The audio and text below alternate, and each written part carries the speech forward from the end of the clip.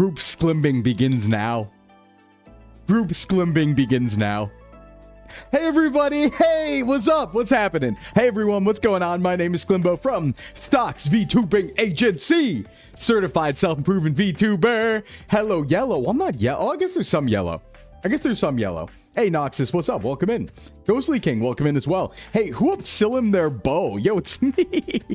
It's me. Hello, Sclimbo from Socks Agency. That's me. I saw Frost earlier say, aren't we always yapping, to the notification being it's yapping day. Yeah, but this is like the special one. This is the one where I don't scam you out of gameplay, right? Because I tell you ahead of time that it's mostly going to be a yapping day. So that's how you say hello. Hello, yellow. I like that. I mean, there is some yellow. Gold's kind of like yellow. You know, most streams, we do talk for like an hour these days, right? But this is the stream where I can talk for even longer if I want to. But we also have a lot of other things to do. But hey, happy Thursday, everybody! I'm having a great day so far. I'm having a yippee happy flips around does a flip day. I hope everybody else is as well. But welcome in, happy Thursday. So for anyone new and for anyone coming back, as always, Thursday is our Just Chatting, fitness, and variety stream. So kind of what the plan is today. We actually have a lot to do today. It's a little busy. But we're gonna do as much as we feel like. We're gonna have a good day. We're gonna have smiles, yummy snacks. Oh, let me tell you about yummy snacks. Because I enjoy it. Oh, I might have had some yummy snacks. All right. By the way, I'm seeing the 150 streaks in chat. Oh my God! I saw one from Tyler. I saw one from Duntham. 150. I don't know if I've been to 150 of my streams. I'm gonna be honest. but welcome in, everyone. Hey, the plan today, just so everyone knows what's up. And obviously the marshmallow is already linked in chat. So the plan today is to do Just Chatting as we accrue marshmallow questions, right? Then we'll answer all of our fitness and nutrition questions and any other questions that might be there. And then we'll do our geography games and our food games with chat, where we do like, you know, Food Guesser and Scrandle and all that stuff. Then there's another game actually that Hazmat showed me, which is very fun because it involves you guys, where it's like a dull type game, I guess, where you have to match a previous chat message to who said it. So it shows your like chat message history from, I think, like tons of streams in the past, and then you have to guess from 3 people who said it. So we're gonna check that out. That's gonna be good. That's see how well I know you guys, right? Because you know me, but we'll see how well I know you guys. And then we also, because don't forget, last week we found out more UFO files came out. So we got to look at more alien videos, more UFO videos later in stream as well. So it's going to be a very busy day. We have a lot to do, and I'm very excited because I'm just here. Bro's only actually been here since he got the new model. No, I've been like real. I've been like real before that. Just a little bit, just differently real. Just differently real. I feel like I can find Duntham's messages very well. I'm gonna be honest. Speaking of UFO files, have you heard of Security 51? It's Papers, Please, but Area 51. Yeah, Reynold, we actually played that on stream. We played that during the demo, the Next Fest demos. I can't wait for that full game to come out. I do want to play that. That's been good. Hey, Francie, welcome in. Also, we, at the very end of stream on Tuesday, we figured out how to solve our softlock problem in Restory. So we solved that too. And other than that, yeah, we just have things to talk about, things to show you, just to catch up. You know, it's been a day. We had a day off. Wednesday's the day off, right? So, God, it's been 10 million years. What have you all been up to?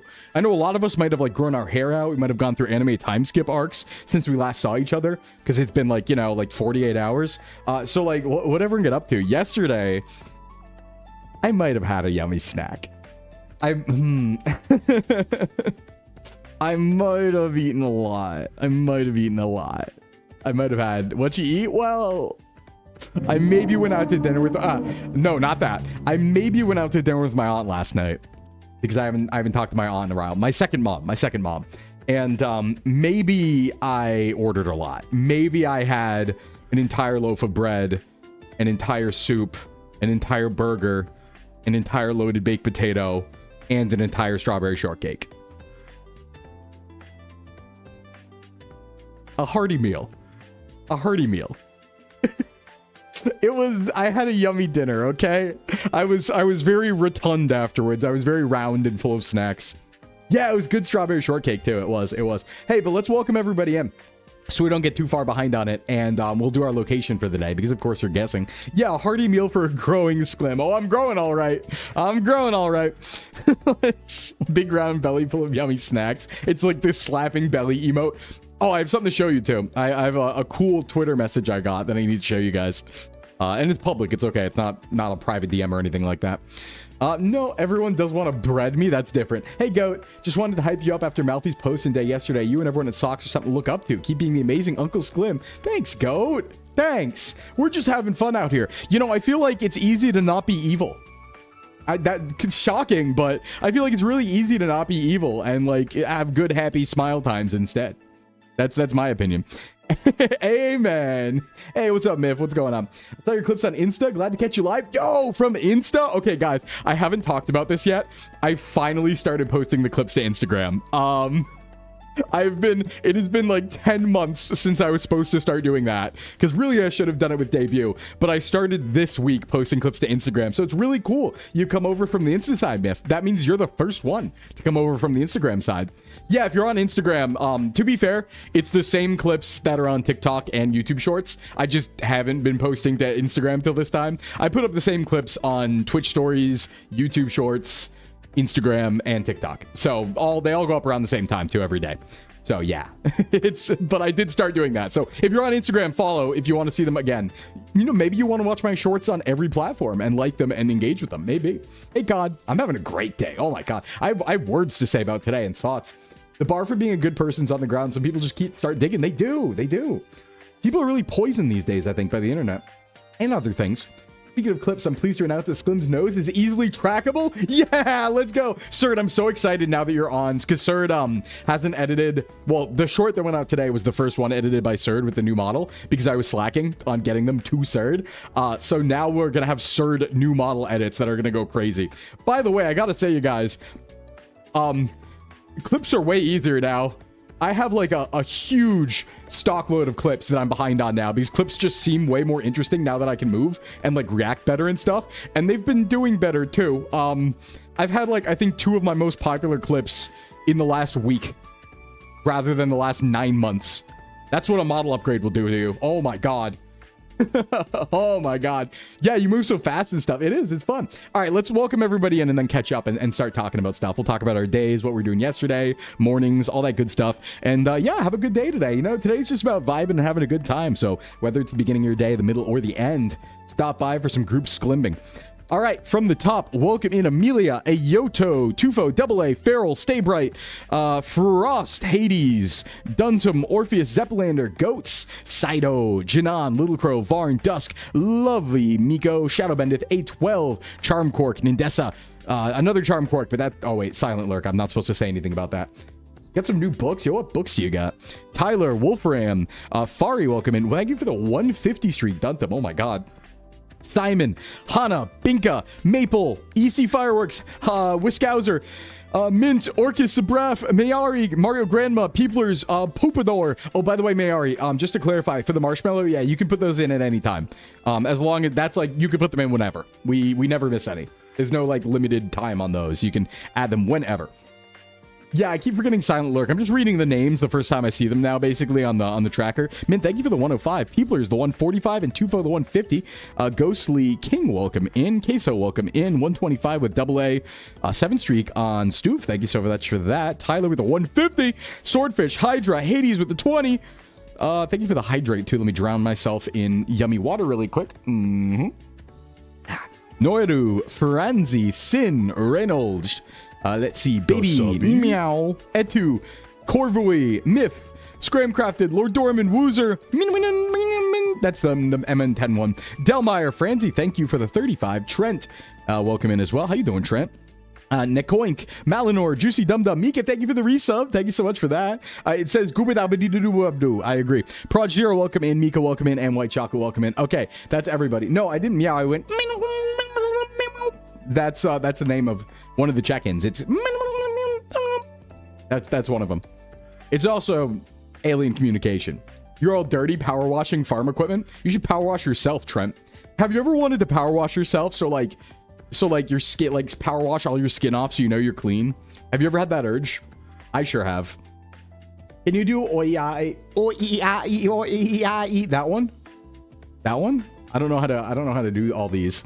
Animal Crossing, that's talent. Yeah, I know some Animal Crossing. I know some. Know a little bit of that. Hey, Ruby. Morning. I know a little bit of that. Ooh, yeah, ooh, yeah. When my wife told me to stop impersonating the Flimgo, I had to put my foot down. So true, Rizo. So true. Yeah, Animalese. Well, it's like, you know where it comes from is, I remember this like ancient Germa short. Have you ever seen the really, really old Germa bit about the teacher noise? Where he's a teacher and he's like, yeah, to get students' attention, I just do this. And it's like, yeah, that one, I think about that a lot. Because it's true. It's like, you do stuff. I've done stuff like that as a teacher. Absolutely. And that's what I think about every time I do it. Like, it's so real. It's like, yeah, sometimes. You love Animal Crossing way too much. Sclim soundboard Animalese. It would be good. It would be good. Heard the name, but that's it. Yeah, I saw that clip, and I think about that a lot. Hey, Fluffle. Oh, the Charlie Brown teacher noise? No. The noise, like, the noise he makes to get his students' attention. And everyone's like, what was that? Minty, thank you for the resub. Sclimaminalese. And we got a hype train. Thank you, Minty. And thank you for the hype train, everybody. Come on, ride the train and ride it. Choo choo. Let's see. What else? What's new? Oh, I got to show you something. Well, let's go over here really quick. We're going to go back to chatting, but I want to go over here really quick because I want to show you stuff. Are you going to get the Krispy Kreme Pokemon donuts? I should try. Reynold, thank you for the 5 gifted. Thank you for the gifted 2. Oh, we're thirsting it. Why didn't it go? There it is. Thank you for the gifted to HD, Vimir, Blil, Tricky, and Karate Gobi. Thank you so much for the 5. And Sphinx, thank you for the follow. And Berendi, welcome in. And thanks you for thirsting it as well. Thank you for the 5. You're so nice to me, Reynold. You're so kind to me. I'm gonna have to wait. Can I have my frames back, please? Thank you. Can I have my frames back? Hold on. I would like my frames back. Where are they? There they are. Sorry if you had any frame drops there, everybody. It appears I dropped some frames here and there, but it's okay. We're only dropping a lot of frames. It's fine. It's not breaking. Everything's okay. Everything's acceptable. It's acceptable. Sorry if that happened. And I'll be better. Yeah, Dursey gets steal the frames. Who's eating his frames? Hey, those are for me. No, that was just that was on my end. I didn't lose connection, but I saw my things drop. My bars dropped real bad. Yeah, Twitch. I'm noticing Twitch is having issues today because my chat earlier when I was in pre-chat, my chat overlay was flashing code at me, which is never a good sign. Almost never a good sign. Happens a couple times a stream since new model. Yeah, I think we need to maybe stop doing Twitter streaming, I'm gonna be honest. Or alternatively, I could use a LAN connection. Would you guys laugh? A lot of you know this already, but how would you guys feel if I told you not only am I streaming off a 14-inch laptop, I'm also streaming to Twitter, YouTube, and Twitch in 1080p at 12,000 kilobytes per second off of a wireless connection? How would you feel if I told you that? Why are you on Wi-Fi? Well, because there's one less cable. Ayoto, how did you... I didn't even tell anyone I updated Throne yet. Ayoto, what are you doing? Hold on. Thank you, Ayoto. Thank you, Ayoto. Minimalism strikes again. Oh, it sure does. I was about to say, guys, I updated Throne finally because we had nothing on Throne. Thank you so much for that. Thank you so much, Ayoto, for the contribution. Yeah, honestly, for finding out. I didn't even tell anyone yet. I did that an hour ago. But yeah, so... I did put some long-term funding things on Throne. Nothing urgent. Don't worry about that. But I realized we were out on Throne because you guys know I don't really like physical things. Like I'm kind of like, I don't need much, right? So I put like long-form stuff on there for like long-term fundraising. So we have 3 things up right now. One of them on Throne is a new phone data plan because right now I am on a limited data plan from one of the second tier carriers, and for the future of IRL streaming we probably want to get on the unlimited plan of one of the major carriers. So I have a little fund to kind of cover the swap over to like a high tier unlimited data plan so we can start doing the IRL stuff. Maybe I have talked with somebody a lot about IRL streaming, Eros, if anyone's familiar, and Eros was telling me a lot of things, including some really good news that apparently one major carrier unlimited phone plan might be enough in towns to be able to do it. We wouldn't be able to hike with that probably, but that's enough that we might be able to start IRL streams with like, I don't know, going around towns and stuff like that at the very least. So that's kind of why that's up there. We also have a fund that is 2026 and early 2027 content/convention travel fund. And that's really just a fund to help cover all the upcoming things like the Appalachian cryptid hunting trip that we're going to stream, TwitchCon, MagFest, that sort of thing, right? And then the big one, which again, these are all long-term. These are not urgent, right? No worries yet. But I think it's time to start funding for a desktop. We've clearly, with the new model, seen the limits of the laptop. And so I've begun the crowdsource funding for the desktop fund. Again, the plan there is we don't need it yet. We can survive without it, right? It's not super, super urgent, but we're just going to get it started. And then as it goes, we will, if it gets funded, I'll get one. But if it doesn't get funded, what we'll do is when I absolutely need one, we'll just end the funding then, use whatever was donated, and then I'll do the rest myself. So that's just kind of there to get things started. Because I had to think about that this morning. But thank you, Ayono. Thank you. Gaming laptop, weakest soldier. Oh yeah, we're going cryptid hunting in the Appalachian Mountains as a stream. That's coming up. We're still planning that, but that is going to be happening, and it's going to be covering part of that trip as well. Honey Drop, thanks for the follow. Welcome in. So yeah, just a few things up there. Nothing crazy, nothing urgent.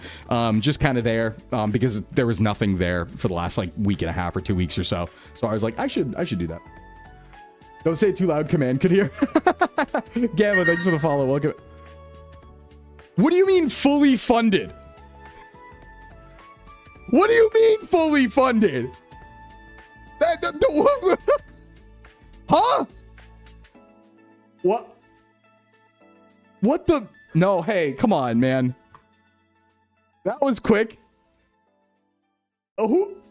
Hold on. Let me see if is that anonymous? That's anonymous. We have an anonymous gifter Chad.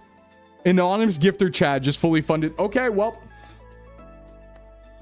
we're getting the new data plan. That was the phone plan. So and thank you for the hype train.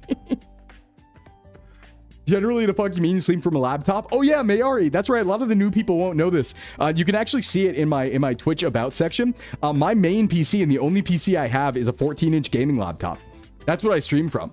I have a ROG Zephyrus G14, and I like it. Don't get me wrong, I love it. Anonymous gifter, thank you for the gifted to awesome. So true, so true. Yeah, that was 300.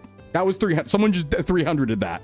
Someone just, yeah, the Anon super chatter. There is a mysterious benefactor, clearly, and I am on my hands and knees honored. So, okay, well, that being the case, I guess we're getting the new phone plan, and we can probably start doing the IRL stuff pretty soon, huh? I mean, good. I wanted that. I was hopefully having that ready by the cryptid trip, so thank you. Thank you. Oh, Jesus. But yeah, no, so I do stream off a laptop. But that's okay. I love the laptop. It's so I can have a mobile setup. So in the future, because like the end goal, right, is to be able to stream all around the world. I want to be able to travel and like make like content all over the world and also stream still and do our normal stuff while we do that, right? So that's kind of the goal, and that's why I have a mobile setup, and we're not going to give that up. I just I looked into a lot of the IRL streaming stuff, and it seems to be the case that what a lot of people do is they actually have a computer at home and then they stream to that computer and have that computer manage the stream with that connection. That way, if the mobile connection were to drop, it won't end stream. It'll just go to a different screen, basically. So that being the case, I thought about it and I was like, you know what? Well, if it's going to be relaying to a computer at a house anyway, I might as well get a desktop, huh? Right? Because if it's not the purpose of having a mobile setup like that, if we're just streaming to a home PC, we might as well get a home PC, you know? So that was my thought process. Hey, Podge, what's up? Yeah, it's the best. Yeah. So yes, that is the plan, and that's why we're doing it. But we also need to start looking into that because realistically, we are now gated out of having this model up and playing modern games. So we will be beginning to work on that. But thank you. And thank you so much, everybody. Just as other things for today, just general upkeep and stuff like that. The marshmallow is pinned. If you want to ask any fitness or nutrition questions, you can follow that marshmallow link pinned right there in chat. You can ask questions in chat too, but that helps me because it has like a queue and it's anonymous and stuff like that. So you don't have to reveal anything if you want to talk about specifics, and I'll answer your questions. That's what today is for, among other things. So, hey, Monty, welcome in, and Free, welcome in. How we doing? Yeah, so, other things. I want to show you stuff. Okay, where were we? Right, let's actually tell you where we're at, because we haven't done that yet today. Hold on. Okay, wait, not this yet. Not this yet. We need to show our location first. Okay, everybody. 2020 to 2026. No, the only problem we've run into is Pal World so far. All we know is that we can't run the new model and Pal World at the same time on stream. That's what we learned. We can do it with like a PNG or like my old model. We just can't do it with the new model. It takes up too many resources for the encoder in particular. Anyway, welcome. Welcome, please be Asia, says Mint. Well, everybody welcome. Yeah, it is time. It's a Russia day. It's a Russia day.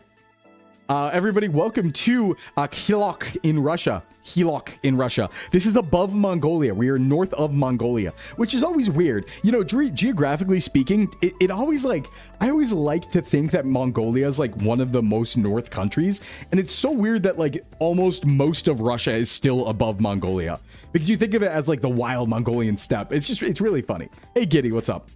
So yeah, this is an Asia win today. Which, to be fair, we haven't had a lot of Asia wins recently, and it's the biggest continent. So, yeah, Asia win. Here you go. Have that. Take that. Take that.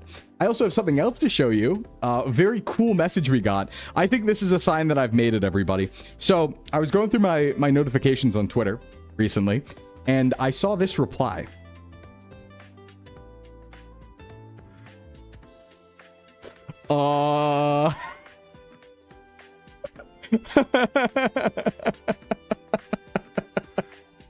One of us. Hey, I didn't do anything. I want you to know they didn't reach out to me. This was just a public reply they did. They didn't reach out. They didn't DM me. They didn't go through Flork. They just they just replied to this. Replied to a random tweet of mine with this. Use code VTuber mail for 10% off your vibrator. No, I don't think we're doing this. I don't think we're doing this. Listen, I'm honored. You know, get the bag. I'm honored. I respect it. Not my kind of thing. But I am honored. Right? I never thought that I'd get to this point. So thank you, Love Sense, for the opportunity. But I'm good. They really did shock it at the wall of Twitter. Yeah, they do that. But I've heard of this happening before. I know some people do get reached out that way. So. Hogs Brandon. Oh, no. Oh, by the way, though, I will say, as far as merch goes, things are moving. I know we were a little late on the 2.0 debut merch, and I said to wait a couple of weeks. I think we're getting pretty close. I can't say when, but I really think it might be like very, I don't know what I can say. It might be within the next week or week and a half. I'm gonna be real. We're really close. So it is coming. This is about to be as awkward as my workplace giving free vibes to the management. What? Why would they do that? That's like the most HR violation thing you can possibly do. What do you mean? Unless it was like a grab bag, right? Like they did with condoms at college. But what the hell do they mean by that? That's crazy. Anyway, yeah, I had to show you guys this. But yeah, so thank you, Love Sense, but not my vibe. Not my bag. That ain't my bag, baby. Fun though. Very, very nice and good and funny. Haha. The suggestion to give a vibe check to management has led to my dismissal. Yeah, I can imagine. You laugh for an hour straight coming from that meeting. That is insane. Not my circus, maybe my monkeys. The Austin Power reference. Yeah, I grew up on Austin Power. I really like it. Anyway, hey, everybody, how did you get by yesterday? Did everyone have a fun Wednesday? Fun hump day? I think it's very, very important to try to rest on Wednesdays because it's like a perfect break to the week for a lot of people, right? Like if you work Monday through Friday, taking Wednesday off, or not even off, but like doing something that's a little more like fun on Wednesday, hump day. That's what they call it because it's in the middle of the week, Paulie, you know? But like doing something a little more fun then, it like gives you, I don't know, it's good because it splits the week up, right? It's like, okay, Monday, Tuesday, you lock in thinking about Wednesday, and then you get to lock in thinking about Saturday on Thursday and Friday. It's a good break. You did legs on Wednesday? I'm sorry, Binka. I'm so sorry. Number one, Istolfo Gazer? Yo, slop and gawk, that you? Senior year behind the gym was wild. You made my shit sour. I don't know what you're talking about. Hey, Lurux, welcome in. I don't know what you're talking about. I don't, I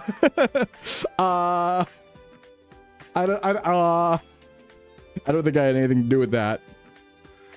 I had a fun Wednesday. I slept all day and then watched a scary show and then woke up at 3 a.m. and have been up since. Oh, yeah, the AI thing's turned off. Yeah, it is. Of course we did. I turned that off frame one. And don't worry, we do poison AI with my streams anyway, so it's fine.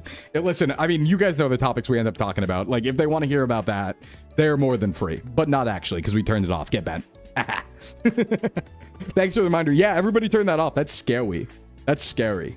That is scary. It seems like a lot of streams are probably sent that way anyway, though, unfortunately. So they're going to have some of it already. But to be fair, I think Sclim... Any Sclim 1.0 stream was probably poisonous to AI inherently before we had the choice. So I think it's fine.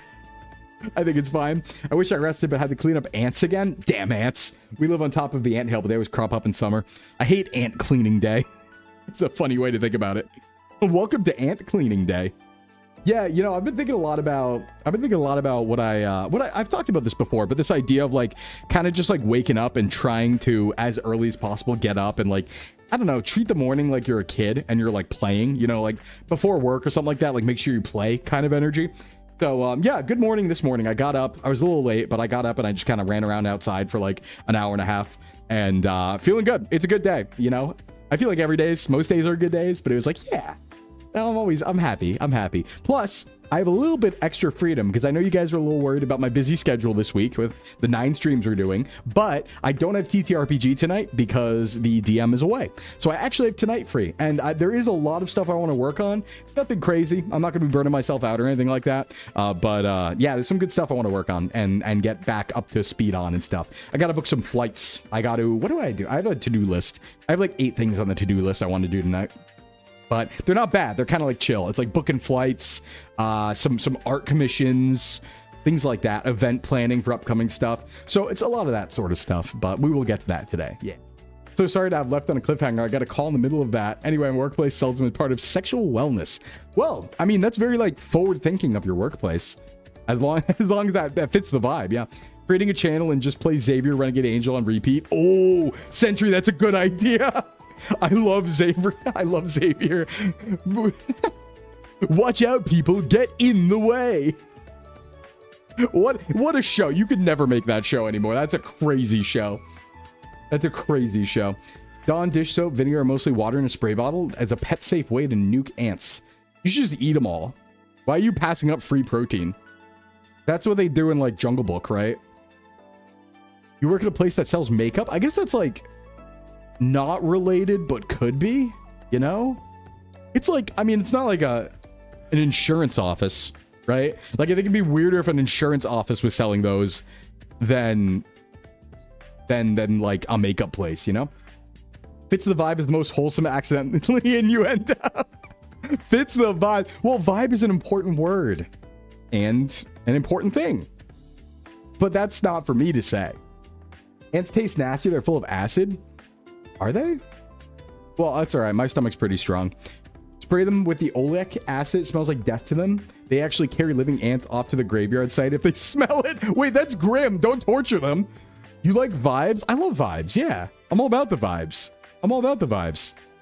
You know, vibes are really, it's important. It's important to have good vibes. That's what I think. I think they're because my chickens don't eat ants. Oh, yeah. They should, though. Imagine how efficient that would be if chickens got rid of bugs and then you ate the chickens and you ate the eggs, right? That's like efficiency right there. That's circle of life energy. That's why you got to cook them first. So true, Omni. So true. You bought tacos to a potluck. I almost said bought tacos to a potluck. You brought tacos to a potluck and set it down on a park bench and didn't realize a few ants had gotten in. But when I brought it to the group, all apologetic, they weren't bothered and said free protein. To be fair, I might eat like 1 ant. Hey, what's up, Rock? So welcome. I might eat like 1 ant, but tacos? No, those are different. Like if there was an ant on like my favorite food, I might just be like, you're going, buddy. You were in the wrong place at the wrong time. I'm going to be honest. You're finally back home from your mile walk to and from T-Bell. Nice. I did 4.5 miles this morning, I think, of walking. It's pretty good stuff. Pretty good walk this morning. It was a little overcast. Wasn't raining though, but it wasn't too hot. It's been so hot in the morning recently. Even getting up like pretty early, it's been decently hot. Like, I don't think it's been in the 60s in the morning for a bit. It's been mostly like 70, 75. And I'm like, ooh, that's a little hot for the morning, you know? When I was young, red ants were getting our noodle packets. We just eat them either way. Damn, sir, that's crazy. That's crazy. Well, yeah, I don't want to eat weevils. I don't know. Ants seem more edible. I don't know. I just like grub coated things. Maybe not, but ants, yeah, it's a little edible. I think ants are a little edible. Just my opinion, though. Just the opinion of a guy, a dude, a man, a creature. Chicken feed you got has weevils in it. Isn't that a Pokemon? Is it like good? I mean, like if you give it like choice band ice shard, it's still pretty good though. You don't understand. You are, well, yes, thank you, Lurux, but got his stick with honey. Yeah, that would work on me. That's a Yu-Gi-Oh character that tossed Exodia in the ocean. Oh yeah, true. Yeah. Hey, why? You know what I always think about? No, wait, we talked about this. The Yu-Gi-Oh characters, why are the villains always jacked despite playing card games? They're always like huge monsters and they just like play card games. Kind of weird. Once had a wasp steal some of my lunch. Oh, I'm dealing with wasps right now. There's a wasp nest that's like outside my house and it's like on the side of my house. So when I weed whack, I have to play this game of like weed whacking at the furthest possible distance, then running away really fast. So I'm like, I'll like reach out the weed whacker as far as I possibly can, lean away from it, hit it for a second, then run. Because I have to like, I still have to weed whack the weeds. They all like rise up right afterwards and I'm like sprinting away. And then I wait for them to settle down and I do it again. What if you weed whack the wasps? I think they'd get me. I don't think, I've thought about, so here's my thing. I did consider it. I did consider using the weed whacker as like a bullet deflection sword shield, right? Like holding it up to the air and assuming that the blades are fast enough to cut a wasp in half if it tried to come at me. But I think they would just go around it. Like I think that I would miss and they would just get me. Is a snack. Thank you for the follow. Welcome in. I think they just get me. So I don't really want to get got. I don't like getting bit by things. I could hose them, Ogren, I guess. I feel like a weed whacker is a little more effective than a hose in that situation, though. You know? Put on a motorcycle helmet, sprayed them in the middle of the night. Hey, Brett, what's up on the YouTube side? Yeah, but I'd still get stung. I wear like tank tops and shorts. They'd get me a bunch. Putting a bucket of petrol. Yeah, I have seen that one. Yeah, where like you gas them. I've seen that one. Gasoline fumes. I've definitely fought wasp nests before with like super soakers and stuff like that. I remember once when I was younger, you know those water guns, the ones that are like the really, really big tubes, and they're just like, you just push them, you know what I mean? Like you suck the water up into like a big tube and then you like hold it against you or you push it out and it's like a big powerful single stream of water. I used to hit wasps nests with those and then run because they'd be powerful enough to blast them down. So I'd be like, ah! You have experience with sucking? Yep. Tactical gun hose. It is. Tactical gun hose. Oh, by the way, I am sorry to report. I was just thinking about an old conversation. I'm sorry to report I could not track down the Lambriel stickers. I tried my best. Screaming Bird, welcome in. Side thing, but I was on Lam's stream a couple nights ago, and Lam was talking about stickers at Offkai that Lam didn't realize he had. Someone made like a fan merch sticker of Lam, and I went on to like investigator mode to try and hunt it down for him.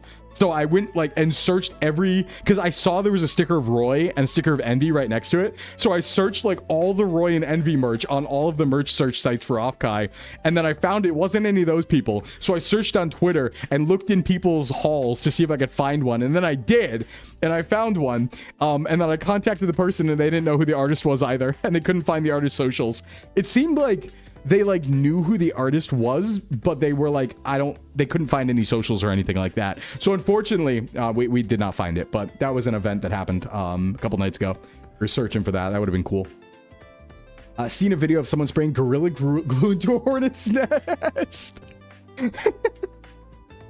That's a solution. Very creative. I don't know. I think some of that's just like torturous, right? Like, I think like the best, honestly, I would probably just be like, I'm just gonna blow it up.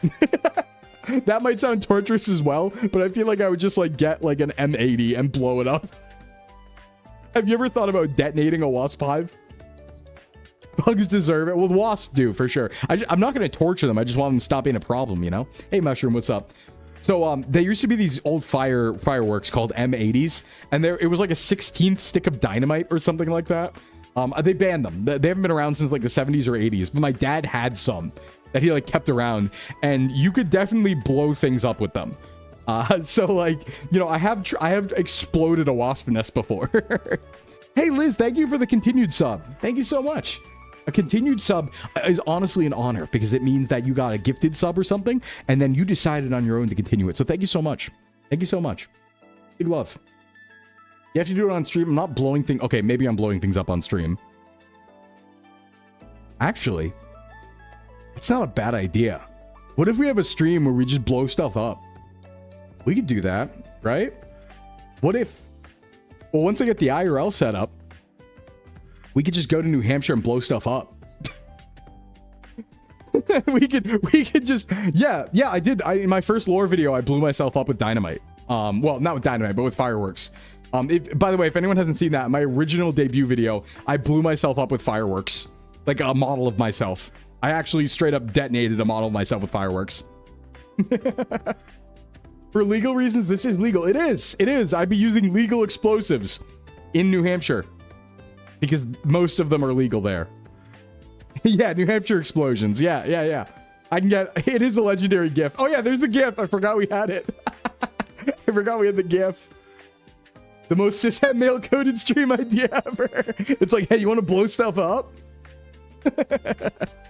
It could be fun, though. That could be pretty cool. I have, like, an explode stuff stream. That could be fun. Hey, what's up, concerned weeby? What are you concerned about? Hi. Welcome. You had a dream the other night. There was a neighborhood being stalked by aliens. Uh-oh. Lock in. Alien dream. It turns out it was actually an organ harvesting operation. The twist at the end was that it was an organ harvesting operation for aliens. Didn't they do that? Didn't we watch that X-Files episode? Wasn't there one about that? I thought there was. Wasn't that one of the... Yeah. No, one of the first or second season X-Files episodes was about that. Remember the one on the farm? Yeah, we watched that. We watched that in Discord. Maybe you're remembering that, Hamlet. But yeah, funny you mentioned aliens because we will be looking at that later. So as anyone new here who doesn't know one of my hyperfixations, I really like aliens. I'm scared of aliens though, but I really like them. I think they're real.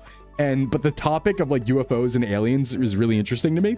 And so for the last like 2 months or 3 months, there have been like public releases of UFO files from the US government, and there's like videos, there's documents, there's cool stuff from like the Apollo missions and the Gemini missions and stuff like that. So every time a new series of them comes out, we react to them on stream and we look at them on stream, and today is one of those days. So later towards the end of stream, we're going to be doing that because we have the 5th round. So we've done 4 before, but we have the 5th round. So there's more videos. I haven't seen them yet. There's more documents. We're going to see like more alien stuff today. I'm excited. That's later, though. We'll do everything else first. Why don't we simply harvest alien organs? That's what I'm saying, right? Our planet. As a kid, I had a dream where I dug up an alien in the garden and later went to bed and it grabbed my leg. Ah! You're reacting to the family history? Yeah, it's Allie's family history. Let's get it right. Yeah, the 4th drop had such juicy videos, Malinor. Oh my god. I was freaking out because they saved the good videos for last. The videos in the 4th drop are crazy. We were looking at those like a couple weeks ago. The VOD's probably still around. Well, it is on YouTube. And I was like, oh my god. Their existence is just so statistically probably. It's foolish to think otherwise. Yeah, I also think there's just enough evidence of this point of some weird stuff going on. And to be fair, we don't know what it is, right? It could be like interdimensional. It could be like time travel. You know, it might not be little green men. But it's something. It's something weird. And we have plenty of weird stuff. I think there's enough high strangeness to say something we don't know about is going on. And it's cool to look at the videos. Creepy stuff happens in nowhere.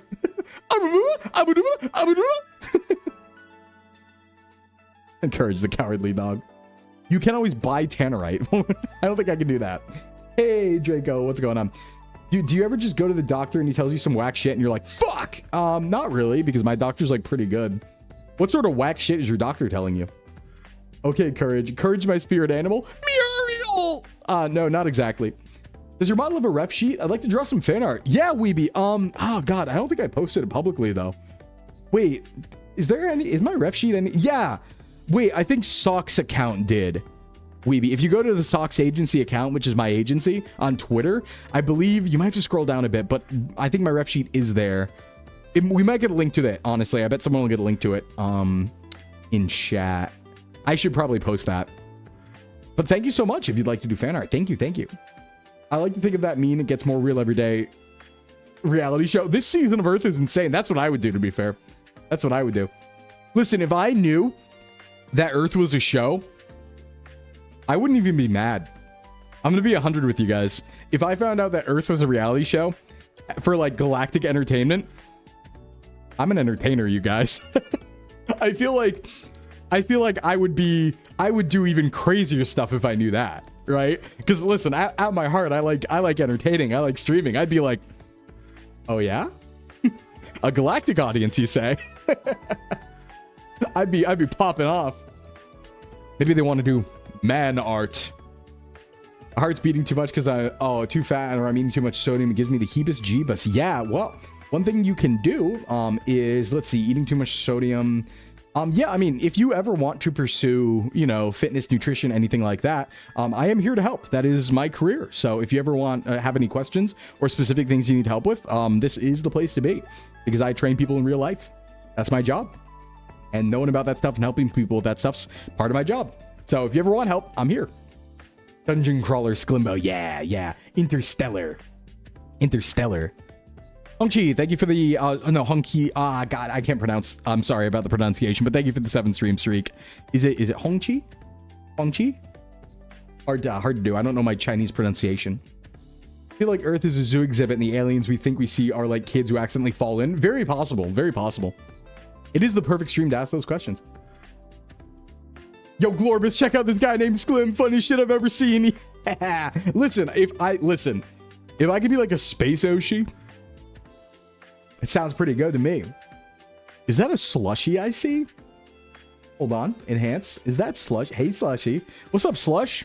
What's happening? You feeling particularly like raspberry today? And hey, Spike, what's going on as well? Also, we're getting a lot of questions in. Don't worry, I do see them. We just let them pile up for the first hour or so before we answer them all. And then we do a section where we answer all of them at once. But I do see all your marshmallows coming in. In fact, we have quite a few, I think, right now. How many do we have? We had 3 before stream. And we are at more than that. You're on your first bulk hitting macros? Oh, yep. We have probably 10? 9 right now. Good stuff. Hey, Oni, what's going on? How's it going? Yeah, I have seen Slushy's new model. I was like lurking a little bit on Slushy's debut new model. No, I haven't seen Alien Stage. I do know what it is, though. I do know what it is. It's kind of like I run across those things. You know what I mean? You run into those things, I think, a lot in VTubing, right? You get information on a lot of things, even if you don't know what they are. But I have heard of Alien Stage. Isn't that like... Okay, I've seen the characters. Space Yowie and Yuri. I see. Okay. Yeah, because it's like it's a music thing, right? And I've seen some of the characters, and I know people who talk about it a lot, like Zora. I know Zora talks about it a lot. You once had the idea for an RPG setting where Earth is Space Australia, and the PC of the aliens have been exiled here? Ooh, that would be fun. That would be fun. Mostly referring to the being on stage for aliens. Oh, yeah. I see. Oh, it's like that. It's Doomed Relationships, the musical. I see. Yeah, called out. Well, it's not a bad thing. Listen, I'm an ally. It's not a bad thing. I bet it rocks. I bet I'd like the music, You know what I did like the music of? That was... Oh, God, what was it called? There was this period of time where I was getting a lot of Spotify recommendations for Hypnosis Mike. And I was like, some of those songs were pretty cool. I did like listening to some of those. I didn't know anything about it, but I was like, yeah, that's something. You're more of a Noise Marine fan? I do know the Noise Marines. Hey, Samurai, what's up? D&D in space with aliens. That's actually most of the games I play, to be fair. I'd love for some suggestions. I need some suggestions for losing my fat because I'm at 249. I need some way to lose weight, not quickly, but over a couple months. Because I'm trying to eat low sodium stuff like PB sandwiches. Yeah, so Draco, you're in the right place.